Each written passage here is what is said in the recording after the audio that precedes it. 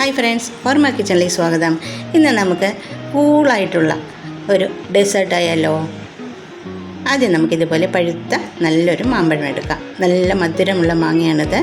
ശേഷം ഇതുപോലെ ചെറിയ കഷ്ണങ്ങളാക്കി നമുക്ക് എടുക്കണം. പിന്നെ വേണ്ടത് ഇതുപോലൊരു ബൗളാണ്. ഏത് ബൗൾ വേണമെങ്കിലും ഉപയോഗിക്കാം കേട്ടോ. പിന്നെ ഇതേപോലെ ലസ്സി നമുക്ക് റെഡിമെയ്ഡ് മേടിക്കാനും കിട്ടും, അല്ലെങ്കിൽ വീട്ടിലും നമുക്ക് തയ്യാറാക്കി എടുക്കാവുന്നതാണ്.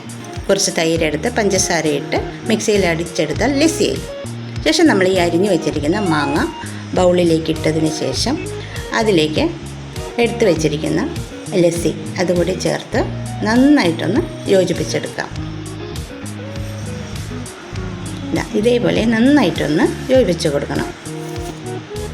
ഇങ്ങനെ വേണമെങ്കിലും നമുക്ക് ഈ ഡെസേർട്ട് കഴിക്കാവുന്നതാണ്. നല്ല ടേസ്റ്റായിരിക്കും.